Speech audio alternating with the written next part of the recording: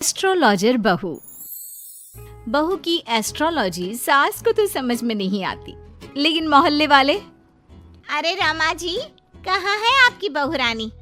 बुलाइए ना, जरा पूछे कि बेटी को बेटा क्यों नहीं हो रहा। अरे खुद को उसे तो पता नहीं कि बेटा कब होगा, लेकिन आपको बड़ा भरोसा है जी। तभी रिया आ जाती है। अरे शर्मा आंटी, आइए आइए, कैसे आना हुआ? अरे वो क्या है ना राधा, मेरी बेटी 3 बेटियों की माँ बन गई है, लेकिन बेटा नहीं हो रहा।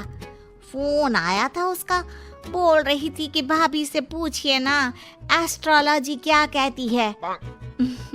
रुकिए, मैं अभी लैपटॉप में देखकर बताती हूँ। लैपटॉप में देखकर भी बेटा पैदा हो जाता है क्या बहू? माँ जी, आप भी ना। ग्रह नक्षत्र की चाल देखूंगी, क्या कह रही है राधा के बारे में। हाँ हाँ बेटा, देखना जरा। फिर बेल बजती है। हाँ जी, आप कौन? अब मेरा नाम रवि है, मैं दूसरे मोहल्ले में रहता हूँ। मैंने सुना यहाँ कोई एस्ट्रोलॉजर रहता है। हाँ जी, आ जाइए आप भी। माँ जी, चाय ले आइए ना सभी के लिए। देखिए आंटी, आपकी बेटी के भाग्य में बेटा तो है, लेकिन 2 साल बाद। लेकिन इसकी तो पहली बेटी ही इतनी लक्की है कि नाम रोशन कर देगी। पर हाँ, लड़का हुआ ना तो जीवन में दाग लग सकता है। दाग? कैसा दाग?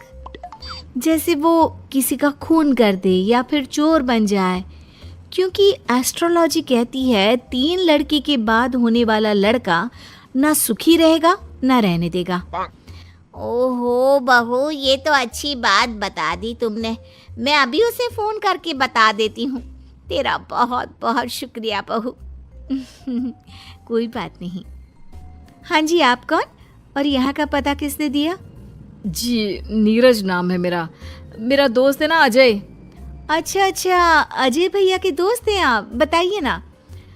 अब वो क्या है ना, आपने उनको जो डेट बताई थी उसी दिन उनकी नौकरी लगी, तो मैंने सोचा मैं भी आपसे पूछ लूं कब तक नौकरी लगेगी। क्या है ना, 2 महीने से खाली बैठा हूँ। ओहो, ये बेरोजगारी भी ना। मैं भी शादी से पहले 2 साल खाली बैठी थी। कुछ था नहीं तो एस्ट्रोलॉजर का कोर्स कर लिया। वैसे डेट ऑफ बर्थ क्या है बताओ तो? बहू लैपटॉप पर देखती है और फिर फुल कॉन्फिडेंस से कहती है, अरे तुम्हारे पास तो नौकरी है और तुम बोल रहे हो कि बेरोजगार हो, कैसे? अरे आप बिल्कुल सही बोल रही हैं, लेकिन आपको कैसे पता चला? वो क्या है ना, मैं ये नौकरी बदलना चाहता हूँ।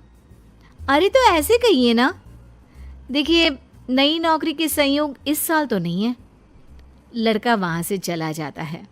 पास खड़ी सास कहती है, वाह बहू वाह, ये क्या लगा रखा है, तुझसे मिलने अब मोहल्ले के लड़के भी आएंगे। माँ जी, ये मेरा काम है। अरे वो अजय भैया के दोस्त थे।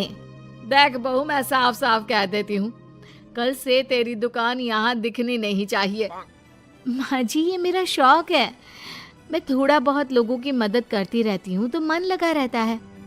लेकिन कहते हैं ना, सास के सामने किसी की नहीं चलती। मैं जानती थी ये विद्या मुझे बंद करनी ही पड़ेगी। अरे जब जानती थी तो क्यों टाइम बर्बाद कर रही थी? क्योंकि मैं ये भी जानती हूँ कि आप ही मेरे इस काम को खुद शुरू करने के लिए कहेंगी।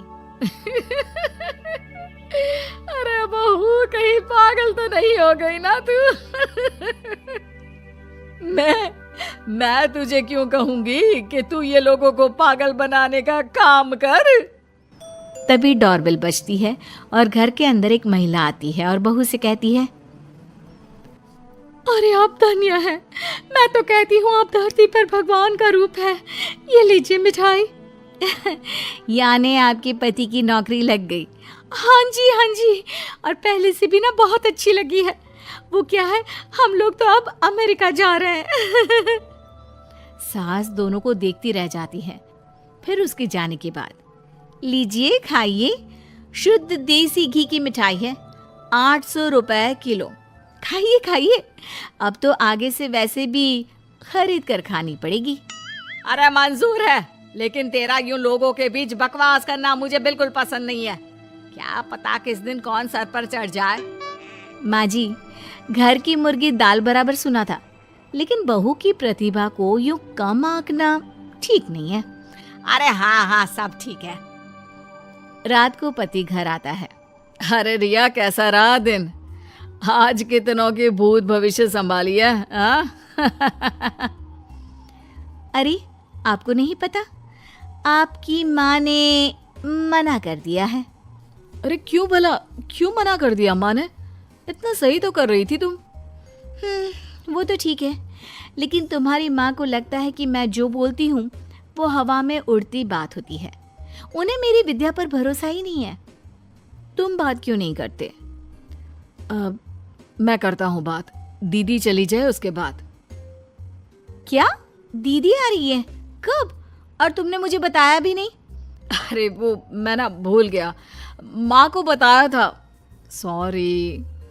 खैर, पति का सॉरी सुनना ही तो हर औरत का सपना होता है। तो कहानी में आगे। हाय रे माँ, यहाँ आकर ही सुकून मिलता है, नहीं तो जीवन में कितने टेंशन है। क्यों दीदी, क्या टेंशन है? माँ ने तो बताया कि आपकी जिंदगी में बड़े ऐश हैं। सास ससुर सर आंखों पर बिठा कर रखते हैं, और जीजा जी भी। माँ, तूने भाभी को कभी बताया नहीं क्या? क्या क्या नहीं बताया? अरे कुछ नहीं, ये अपना लैपटॉप खोलकर ढोंगी बाबा बन जाएगी।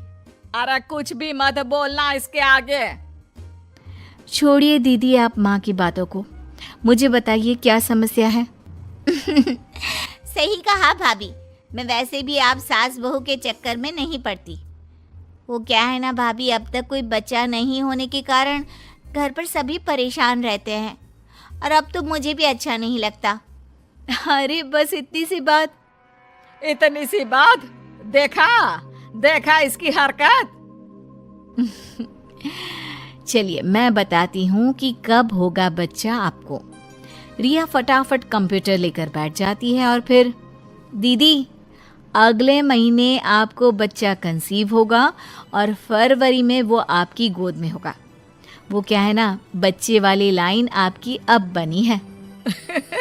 देखो बाबा पाखंडी नाथ ने क्या कहा, अब तो तू चिंता छोड़ ही दे। लेकिन ये क्या, बिल्कुल वैसा ही होता है। और फिर बच्चा होने के बाद।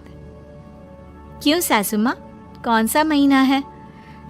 फरवरी बहू, सही कहा था तूने।